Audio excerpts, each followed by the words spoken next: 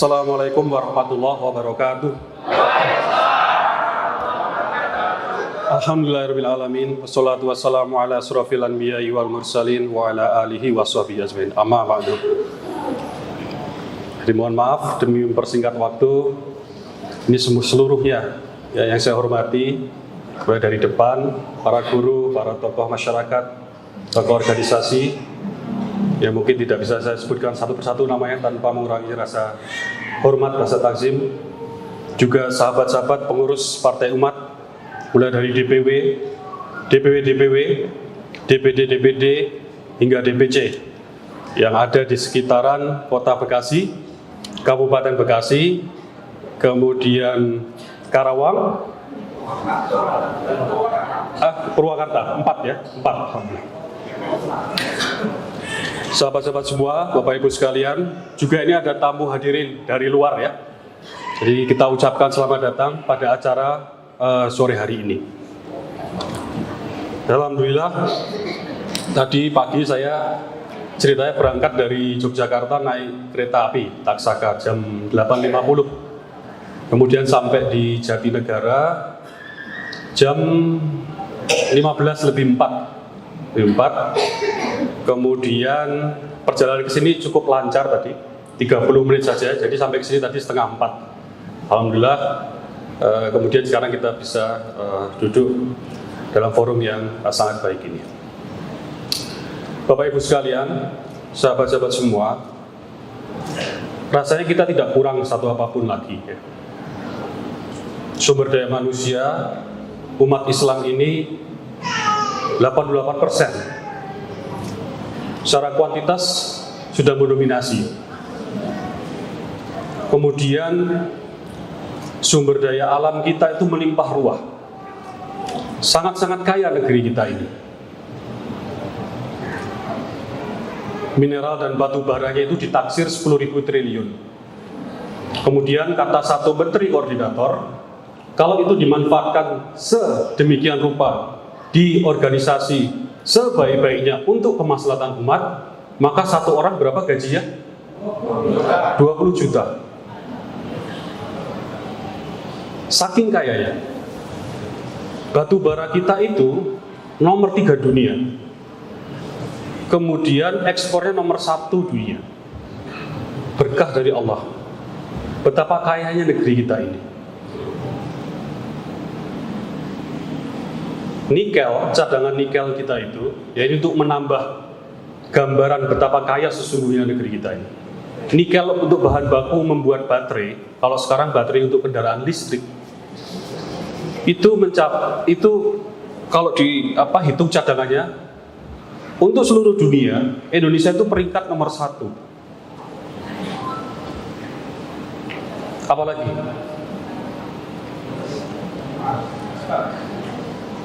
Perikanan kita nomor 1, Bapak Ibu. Perikanan kita itu, laut kita itu mengandung perikanan yang perikanan nomor 1 dunia. Hutan tropis kita nomor 3 dunia. Dan lain sebagainya. Tapi di saat yang bersamaan, penduduk miskin kita ini, yang hidup di bawah garis kemiskinan, yang garis kemiskinan ini nilai rupiahnya adalah berapa? 500 ribu rupiah. Garis kemiskinan itu kalau dirupiahkan ada 500 ribu rupiah. Yang artinya satu orang kalau hidup di bawah garis kemiskinan, maka dia hidup di bawah 500 ribu rupiah untuk kebutuhan sandang, pangan, papan. 500 ribu rupiah, ada 26,5 juta penduduk Indonesia. Hidup di bawah 500 ribu rupiah sebulan untuk sandang pangan papan. Ini garis kemiskinan atau garis kemusnahan ini? Miskin atau musnah 500 ribu rupiah sebulan.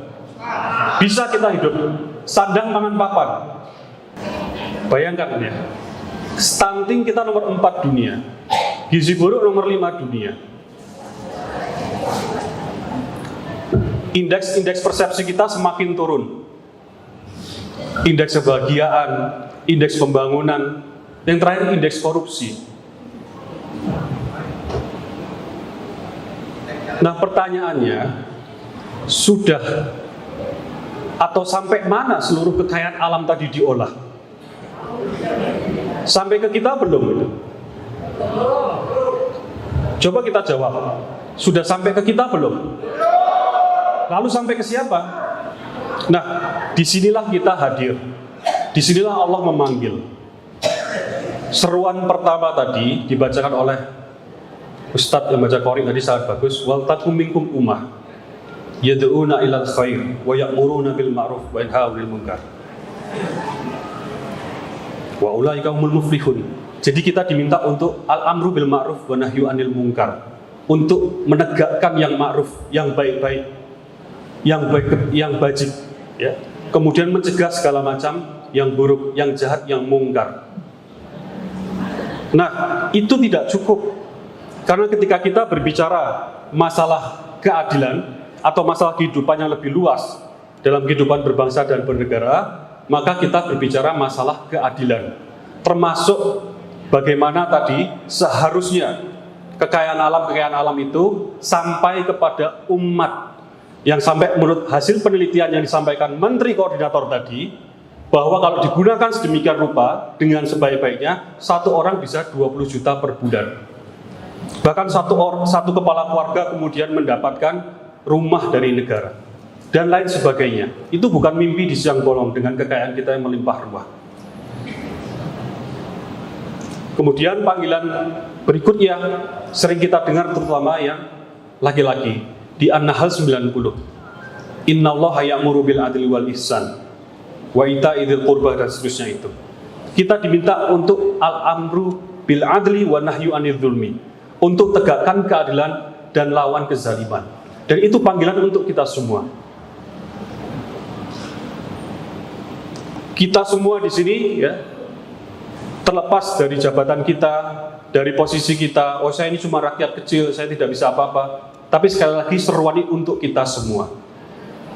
Kuncinya adalah wal takum minkum ummah, persatuan tadi. Dan diingatkan Allah, kalau kita bersatu, insya Allah kita mampu melakukan. Maka alhamdulillah hari ini kita harapkan dengan persatuan di ruangan ini, ya. Ada dari Muhammadiyah, ada dari IJMI, ada dari kelompok-kelompok masyarakat yang lain, ada dari partai umat.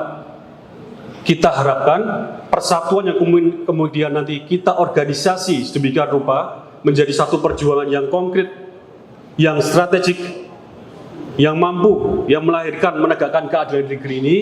Kita harapkan kemenangan itu nanti muncul, salah satunya adalah dari tempat ini, insya Allah. Sahabat-sahabatku, kuncinya pertama adalah persatuan. Siapkah tidak? Siapkah kita untuk persatuan itu? Siap? Diingatkan Allah, wala takunu kalladzina tafarraqu wakhtalafu min ba'di ma ja'ahumul bayyinat.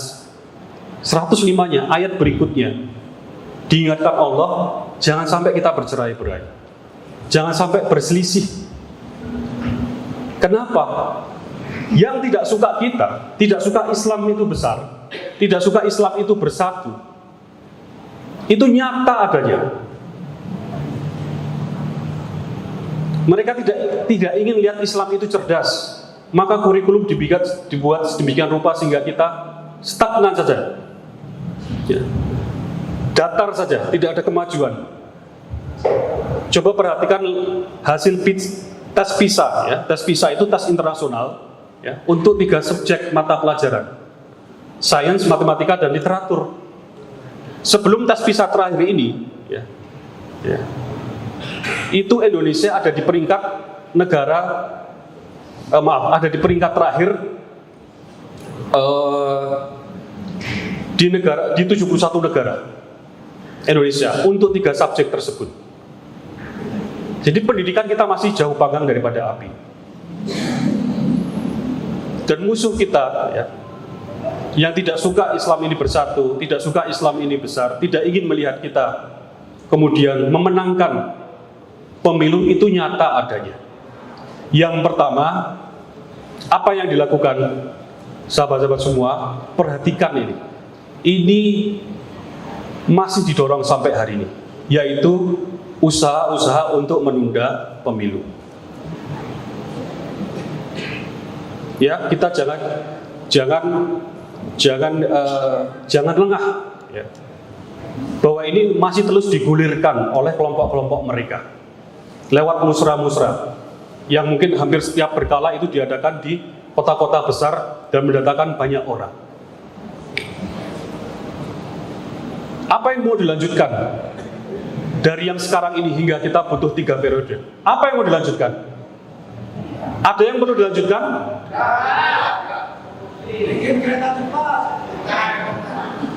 Perlu dilanjutkan kan? Data-data yang saya sampaikan tadi, apa yang mau dilanjutkan? Tidak ada kemakmuran yang sampai ke kita. Tidak ada sumber daya alam tadi yang kemudian sampai kita. Berhentinya pada 1 putaran, 2 putaran oligarki. Segelintir orang. Maka dirilis kemarin 10 orang terkaya di Indonesia. Umat muslimnya berapa? 1. Padahal kita 88%. 1% orang Indonesia menguasai lebih dari 60% aset atau lahan nasional. Adil tidak? Tidak. 1% orang kaya Indonesia menguasai lebih dari 60% lahan nasional. Adil tidak? Tidak. Itu panggilan kita. Adil tidak? Tidak. Bapak Ibu, adil tidak? Tidak. Tidak adil, jauh dari keadilan. Dan itu panggilan untuk kita. Itulah kita hadir di sini. Kita hadir sejak 2 tahun lalu, mengukuhkan sebagai partai umat namanya, yang sesungguhnya melanjutkan mata rantai perjuangan sudah puluhan tahun lalu, diperjuangkan oleh Pak Amin, Pak MS Kaban. Pak Amin guru ideologi langsung ke Pak Muhammad Nasir, Pak Muhammad Nasir ke Haji Agus Salim. Ini bukan perjuangan kemarin sore, perjuangan sejak dulu kala. Apa yang diperjuangkan? Yang diperjuangkan adalah identitas. Apa identitasnya? Keadilan. Keadilan dalam bentuk apa? Yang pertama dalam bentuk dignity, kehormatan. Bahwa kita adalah wa idz qala rabbuka lil malaikati inni ja'ilun fil ardi khalifah. Kita ini dinobatkan oleh Allah Subhanahu wa taala makhluk yang sangat bermartabat. Khalifah mewakili tugas mulia dari Allah untuk ketugasan-ketugasan tertentu. Maka 1900-an eranya pergerakan nasional, perjuangan identitas adalah perjuangan untuk memerdekakan bangsa Indonesia. Itu identitasnya. Kemerdekaan itu sampai ke kita dengan jarak 70-an tahun itu karena memperjuangkan estafet identitas dari masa ke masa. Dan selalu ceritanya sama. Ini hukum besi sunatullah, hukum besi sejarah. Polanya terus berulang dari masa ke masa. 1900, 1920-an, 1940-an, 1960-an. Ya. Sampai sekarang kita era reformasi, kemudian pasca reformasi 20 tahun, 25 tahun. Kita memperjuangkan identitas. Identitasnya adalah keadilan. Keadilan dalam semua lini kehidupan. Keadilan multidimensional. Keadilan yang distributif, yang komprehensif. Keadilan ekonomi. Apa itu keadilan ekonomi? Prinsip dalam Al-Quran simple, bahwa kemakmuran itu tidak berhenti pada 1-2 lingkaran. Kemakmuran itu untuk kita semua, untuk kemaslahatan umat. Pertanyaannya, sudah makmur belum kita? Harian saja, ibu-ibu, harga-harga itu naik atau turun? Naik.